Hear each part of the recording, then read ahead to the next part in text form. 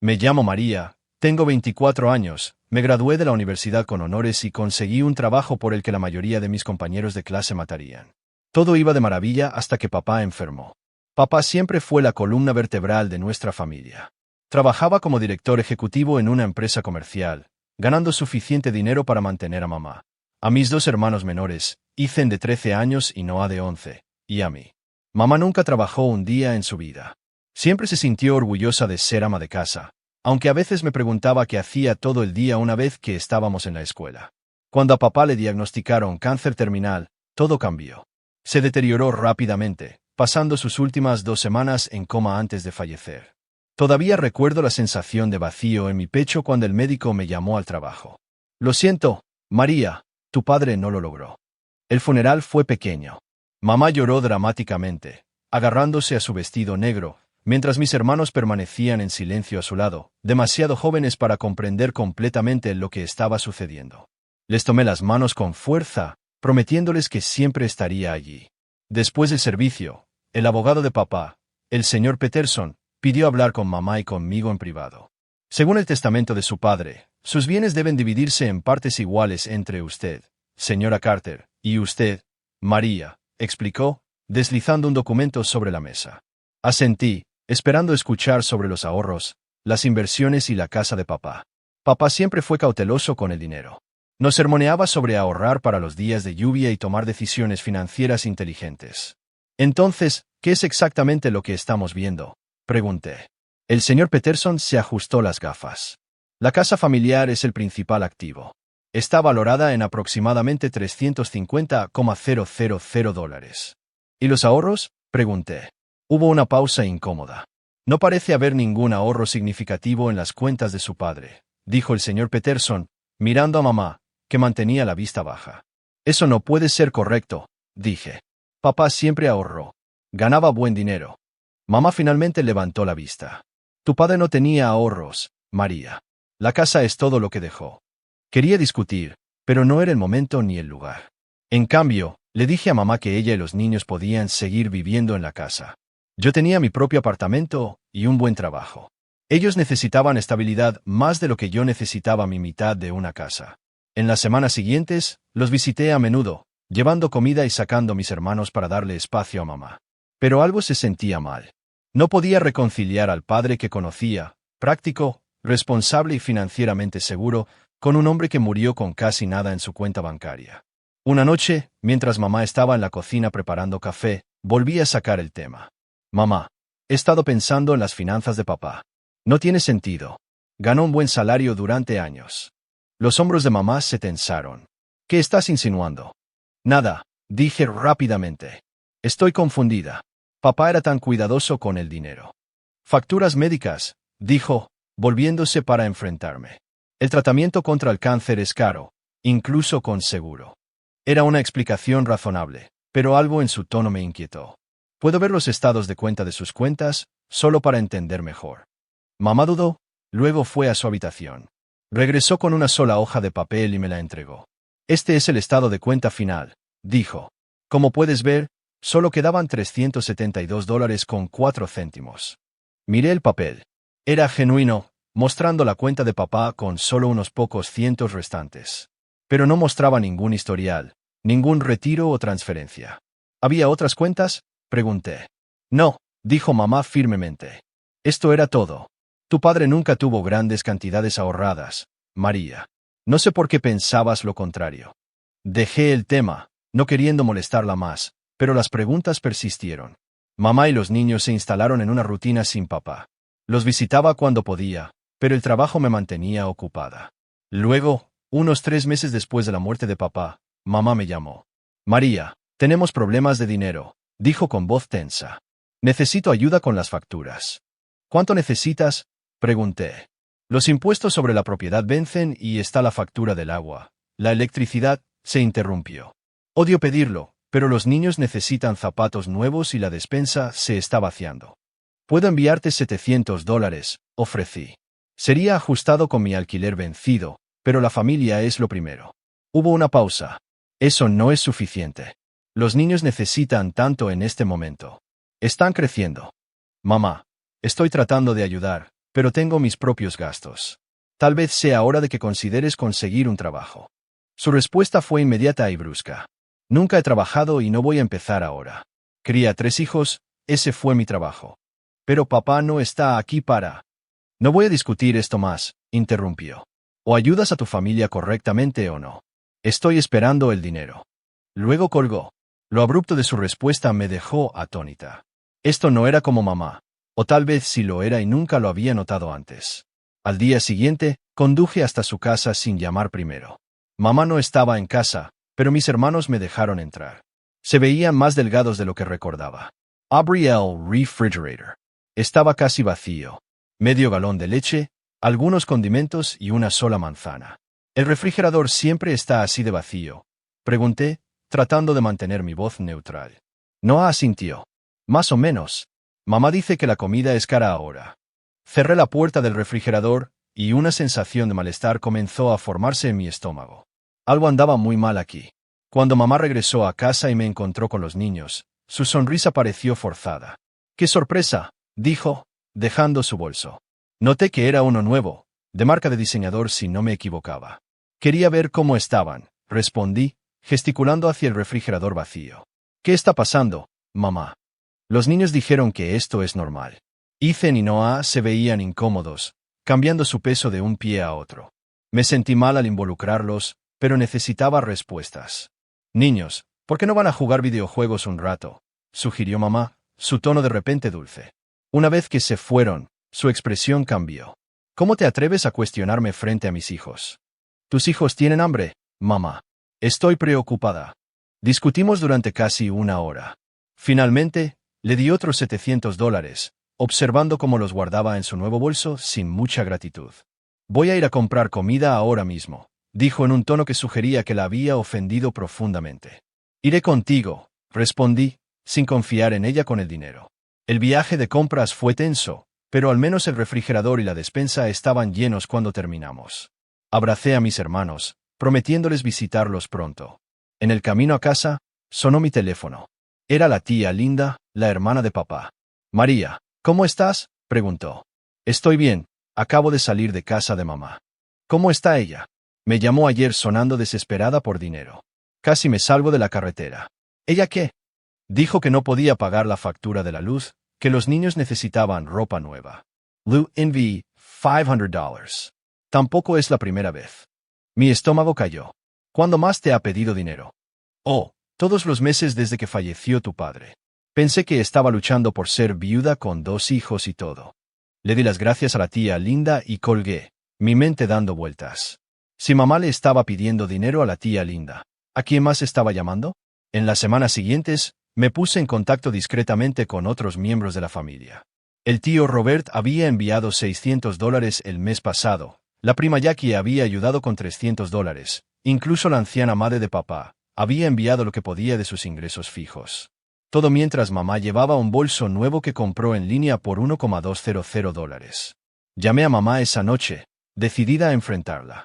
Hablé con la tía Linda, dije, saltándome los cumplidos, y con el tío Robert, y con la abuela.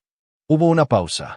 Entonces has estado pidiéndole dinero a todo el mundo mientras afirmas que no puedes alimentar a mis hermanos. ¿Qué está pasando? Eso no es asunto tuyo, respondió bruscamente. Estoy haciendo lo que tengo que hacer. Es asunto mío cuando mis hermanos están comiendo ramen para la cena mientras tú llevas bolsos de diseñador. Necesito ese bolso para entrevistas de trabajo, mintió suavemente. ¿Qué entrevistas de trabajo? Me dijiste que te negabas a trabajar. No puedo trabajar, cambió de táctica. Mi salud no me lo permite. Era la primera vez que oía hablar de algún problema de salud. ¿Qué problemas de salud? Muchas cosas, María, cosas que no discuto con mi hija. Respire Hondo. Mamá, esto tiene que parar. Necesitas conseguir un trabajo. Pedir limosna a todo el mundo es vergonzoso. Vergonzoso, su voz se elevó. Lo vergonzoso es lo poco que te importa a tu familia.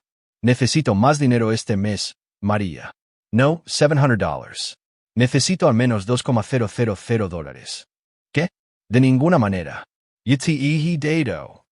Si no ayudas, interrumpió, es posible que tenga que limitar tu acceso a tus hermanos por su bienestar emocional.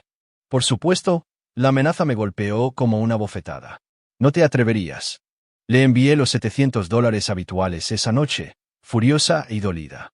Ella respondió con un texto. No es suficiente. Te lo advertí. Fiel a su palabra, mis hermanos dejaron de contestar mis llamadas al día siguiente. Al principio oía sonar, luego nada, directamente al buzón de voz. Tampoco respondían a los mensajes de texto. Después de 3 días de silencio, conduje hasta su escuela y esperé afuera. Cuando Ethan y Noah salieron, se sorprendieron al verme.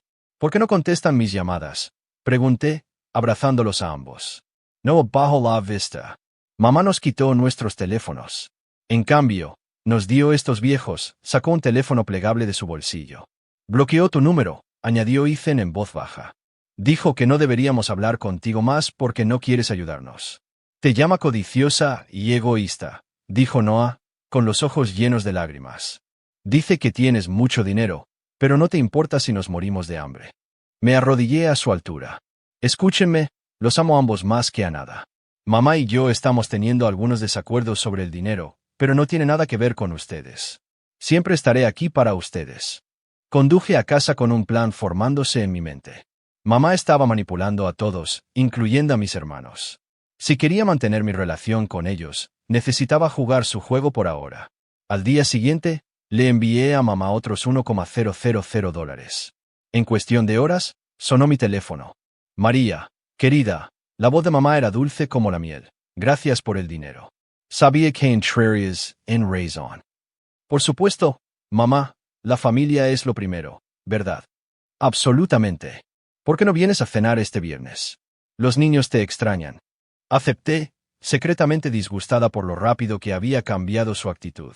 Llegó el viernes y traje postre, un pastel caro que sabía que mamá apreciaría. Lo primero que hice al llegar fue revisar el refrigerador. Estaba completamente abastecido. La cena fue surrealista.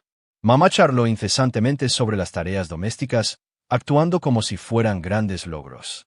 Hoy he reorganizado el armario de la ropa blanca, se jactó, y ayer por fin me puse a pulir la plata. Asentí, pensando en cómo la gente normal no se jacta de las tareas básicas de los adultos. Los niños parecían más felices, sin embargo, relajados ahora que mamá no me estaba criticando. Solo eso hizo que el dinero extra valiera la pena. Al mes siguiente, envié $1,700 de nuevo sin que me lo pidieran. Mamá estaba encantada, llamando para agradecerme profusamente. Nuestra relación parecía estar mejorando en la superficie, pero sabía que todo era un acto por ambas partes. Una semana más tarde, mamá llamó con noticias. María, necesito un favor, comenzó. Me voy de vacaciones a Hawái, solo una semana para desconectar. Ya sabes. ¿Podrías quedarte con los niños? ¿Hawái? La mujer que no podía permitirse comprar comida se iba a Hawái. Por supuesto, dije, manteniendo mi voz neutral. ¿Cuándo? El próximo martes. Estaré fuera durante 2 semanas. 2 semanas en Hawái costarían miles. ¿De dónde venía ese dinero? Los $1,700 de mí, $500 de la tía Linda, tal vez más de otros. Se estaba acumulando, pero Hawái todavía parecía excesivo. No hay problema, dije. Me encantaría pasar tiempo con los niños. Esta era mi oportunidad. 2 semanas enteras para averiguar lo que realmente estaba pasando. Cuando colgué, sabía una cosa con certeza. Mamá estaba escondiendo algo grande y yo iba a averiguar exactamente qué era. El día que mamá partió para sus vacaciones en Hawái, llegué a la casa con mi bolso de mano y una misión. Los niños estaban emocionados de que me quedara, ya planeando maratones de películas y torneos de videojuegos. Después de acomodar a los niños con la cena, pregunté casualmente, ¿saben dónde guarda mamá los documentos importantes? Necesito revisar algo sobre la antigua póliza de seguro de papá. Ethan se encogió de hombros. Probablemente en su oficina. Pasa mucho tiempo allí en su computadora. Esperé hasta que estuvieran absortos en una película antes de escabullirme al dormitorio de mamá. Se sentía mal husmear, pero necesitaba respuestas. El dormitorio en sí fue una sorpresa. El armario estaba lleno de ropa nueva, la etiqueta todavía puesta en algunos artículos. Zapatos de diseñador alineados en el estante inferior. Un joyero en la cómoda contenía piezas que nunca había visto antes. La oficina de mamá estaba conectada a su dormitorio por una pequeña puerta. Su computadora portátil estaba sobre el escritorio, cerrada pero no bloqueada. Respiré hondo y la abrí. Apareció la pantalla de contraseña. ¿Qué usaría mamá? No era experta en tecnología y siempre usaba las mismas contraseñas para todo. Probé su nombre. Bingo. Comencé con su correo electrónico, encontrando recibos de compras recientes. Una cena de $300 en un restaurante de lujo la semana pasada. Una juerga de compras de $2,500 en una boutique del centro y, lo más impactante, una confirmación para un resort de lujo en las Maldivas, no en Hawái, por un total de $8,700 por una estancia de 2 semanas. A continuación, revisé sus estados de cuenta bancarios. Mamá tenía 2 cuentas, una para facturas que mostraba una actividad mínima y coincidía con lo que me contó sobre estar en bancarrota, y otra cuenta personal que contaba una historia muy diferente. Esta segunda cuenta mostraba depósitos mensuales de $3,000 a $5,000, mucho más de lo que le estaba dando. Los gastos coincidían con el estilo de vida de lujo evidenciado por su armario, restaurantes de alta gama, boutiques de diseñador, tratamientos de spa y ahora estas vacaciones en Maldivas. Me desplacé hacia atrás a través de los estados de cuenta, tratando de rastrear la fuente de este dinero. Los depósitos regulares habían comenzado justo después de que papá muriera. Antes de eso, había transferencias ocasionales de la cuenta de papá, pero nada como estas grandes cantidades mensuales. Algo no cuadraba. Abrí una nueva pestaña e inicié sesión en el correo electrónico de papá usando su antigua contraseña que había compartido conmigo para emergencias. La mayoría de los mensajes tenían meses de antigüedad, pero filtré las comunicaciones bancarias. Ahí estaba, una notificación de transferencia de 3 días antes de que papá muriera. Revisé la fecha de nuevo. Papá había estado en coma durante 2 semanas antes de morir. No podría haber hecho esta transferencia. Rápidamente crucé el número de cuenta con los estados de cuenta de mamá. Coincidía con su cuenta personal, la que estaba usando para financiar su estilo de vida de lujo. Mis manos temblaban al darme cuenta de la verdad. Mamá había transferido el dinero de papá, todos sus ahorros, a su cuenta personal mientras él estaba en coma, incapaz de dar su consentimiento.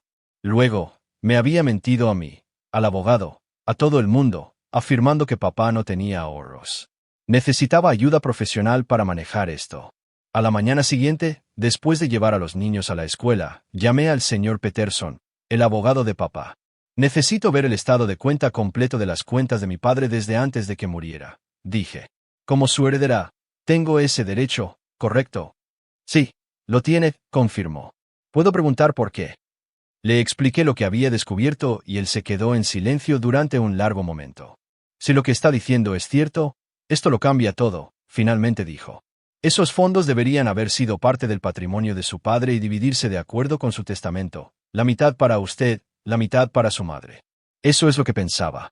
Señorita Carter, podría emprender acciones legales contra su madre por esto.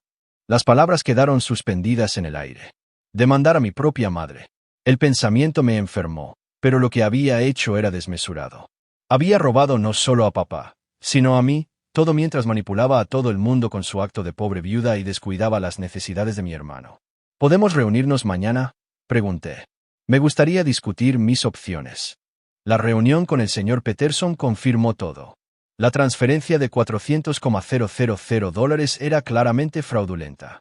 Mamá había robado el dinero, simple y llanamente, y tenía pruebas suficientes para llevarla a los tribunales. ¿Qué les pasaría a mis hermanos si hiciera eso?, pregunté. Si su madre fuera declarada culpable de fraude, podría enfrentarse a una pena de cárcel, explicó. En ese caso, los niños necesitarían un tutor. ¿Podría ser yo? Dada su relación con ellos y su situación estable, sí, sería una lección lógica para la custodia. Pasé los días siguientes pensando en qué hacer, observando a mis hermanos, que no tenían ni idea de que su madre era una ladrona. La extrañaban, hablaban de que volviera a casa con recuerdos de Hawái. Eran inocentes en todo esto. Mi decisión se cristalizó la noche antes de que mamá regresara. La enfrentaría, pero también le ofrecería una salida, una que protegiera a mis hermanos y recuperara lo que era legítimamente mío sin destruir nuestra familia por completo. Subí a los niños al autobús a la mañana siguiente, luego esperé en la sala de estar a que llegara mamá. Alrededor del mediodía, oí la llave en la cerradura. Mamá entró, bronceada y relajada, arrastrando una maleta de diseñador detrás de ella. Su sonrisa se desvaneció cuando me vio sentada allí. María, ¿dónde están los niños? En la escuela, respondí con calma. Necesitamos hablar, mamá, sobre los $400,000 de papá. El color desapareció de su rostro. Intentó responder, pero no le salieron las palabras. Luego hizo algo que no esperaba.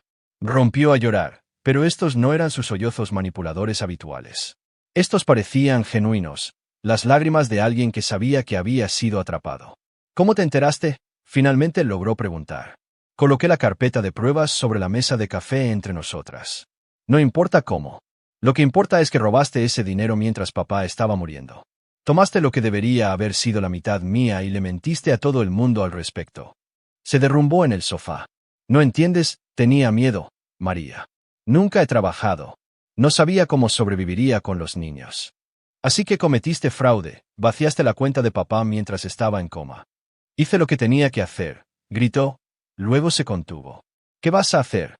La miré, a esta mujer que me había criado pero que ya no reconocía, y le di mi ultimátum. Voy a darte una opción, mamá, y será mejor que pienses cuidadosamente antes de responder. Mamá me miró, con el rímel corriendo por sus mejillas. ¿Qué opción? Preguntó, su voz apenas por encima de un susurro. Opción 1. Llevo esta evidencia a la policía. Serás acusada de fraude y robo, probablemente irás a la cárcel y solicitaré la custodia de Ethan y Noah. Se quedó sin aliento. No lo harías. Serían huérfanos. No, no lo serían. Me tendrían a mí, la corregí. Opción 2. Me das mi mitad legítima del dinero de papá, $200,000. Estableceré fondos fiduciarios para la educación universitaria de los niños con mi parte. Tú conseguirás un trabajo, uno de verdad, y empezarás a actuar como un padre responsable y me darás acceso a tu cuenta para que pueda supervisar tus gastos y asegurarme de que los niños estén siendo atendidos adecuadamente. El rostro de mamá se contorsionó de ira. ¿Cómo te atreves a tratar de controlarme? Soy su madre. Una madre que deja que sus hijos pasen hambre mientras ella vacaciona en las Maldivas, respondí bruscamente. Una madre que roba a su marido moribundo y miente a todo el mundo. Se quedó en silencio, la verdad de mis palabras calando hondo. Esas son tus opciones, mamá. Cárcel y perder a los niños o cooperar y mantener a tu familia. Tu elección. No puedes estar hablando en serio. Los niños me necesitan. Los niños necesitan comida en el refrigerador, necesitan estabilidad, necesitan una madre que no los use como peones para extorsionar dinero a los familiares. Mamá se cubrió la cara con las manos. Me odiarán si se enteran. No pienso contárselo, al menos no hasta que sean adultos. Entonces podrán hacer sus propios juicios. Esto no se trata de castigarte, mamá, se trata de hacer las cosas bien. Ella levantó la vista, con los ojos buscando en los míos cualquier flexibilidad. No encontró ninguna. Bien, consintió. Lo haré. Las semanas siguientes fueron un torbellino de actividad. Abrí una nueva cuenta para los fondos transferidos e inmediatamente establecí 2 fondos fiduciarios universitarios para mis hermanos. Mamá, sorprendentemente, encontró un trabajo en una oficina de bienes raíces local en 2 semanas. Resultó que tenía habilidades que nunca había usado durante su matrimonio con papá. Los visité todos los fines de semana, revisando el refrigerador, siempre abastecido ahora, y pasando tiempo con mis hermanos, que estaban encantados de que mamá y yo parecíamos llevarnos mejor. No tenía ni idea de nuestro acuerdo y planeaba mantenerlo así. Una noche, unos 2 meses después de nuestra confrontación, mamá y yo nos sentamos en el patio trasero mientras los niños jugaban videojuegos adentro. Hoy tuve mi primera visita, dijo. El cliente parecía interesado. Eso es bueno, respondí, aún manteniendo cierta distancia emocional. María, vaciló, sé que probablemente no quieras oír esto, pero lo siento. Estaba aterrorizada después de que tu padre muriera. No sabía cómo cuidarme a mí misma, y mucho menos a los niños. Eso no justifica lo que hiciste. No, no lo hace, asintió, sorprendiéndome, pero quiero que sepas que estoy tratando de cambiar. Este trabajo, se siente bien ganar mi propio dinero. Debería haberlo hecho hace años. Asentí, no del todo lista para perdonar, pero reconociendo su esfuerzo. Solo sigue haciendo lo correcto por Ethan y Noah. Eso es lo que importa ahora. A medida que pasaban los meses, nuestra nueva normalidad tomó forma. Mamá siguió trabajando, incluso ganando un ascenso. Revisé sus cuentas con menos frecuencia a medida que se mostraba más responsable. Los niños prosperaron con la estabilidad, sin ser conscientes del drama detrás de las escenas. Todavía no he perdonado completamente a mamá. No estoy segura de si alguna vez lo haré. La traición es demasiado profunda, las mentiras demasiado calculadas, pero he hecho las paces con nuestro acuerdo por el bien de mi hermano.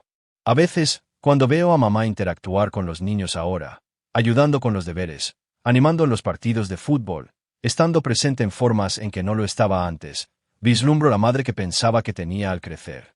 Tal vez finalmente se esté convirtiendo en esa persona, o tal vez solo sea una buena actriz. El tiempo lo dirá. En cuanto al futuro, mi plan sigue siendo el siguiente. Cuando los niños crezcan y sean independientes, venderé la casa de papá, dividiré las ganancias con mamá según el testamento y la dejaré vivir su vida como quiera. Compraré un lugar lo suficientemente grande para que mis hermanos siempre tengan un hogar al que regresar cuando lo necesiten y un día, cuando sean lo suficientemente mayores para entenderlo, les contaré todo, no para ponerlos en contra de mamá, sino porque merecen la verdad. Pueden decidir por sí mismos si perdonarla o no. La semana pasada encontré una foto de papá en mi antigua habitación. Está sonriendo, con su brazo alrededor mío en mi graduación de la universidad. Se veía tan orgulloso, tan seguro de que nos había preparado a todos para un buen futuro. En cierto modo, lo hizo, solo que no de la manera que pretendía. Su muerte reveló el verdadero carácter de mamá. La obligó a ser autosuficiente y me enseñó a defender lo que es correcto, incluso cuando es doloroso, y el dinero que ahorró, la mitad del cual ahora espera la educación de mi hermano, les ayudará a construir sus propios futuros. Visito la tumba de papá a veces, llevando flores frescas y poniéndole al día sobre los últimos logros de los niños. Me gusta pensar que aprobaría cómo manejé las cosas, que de alguna manera logré honrar sus deseos mientras protegía a sus hijos. Mamá me envió un mensaje de texto esta mañana preguntando si voy a cenar este fin de semana. Voy, por supuesto, no por ella, sino por Ethan y Noah, y tal vez un poco por mí misma también, porque a pesar de todo, siguen siendo mi familia, rota e imperfecta, pero mía.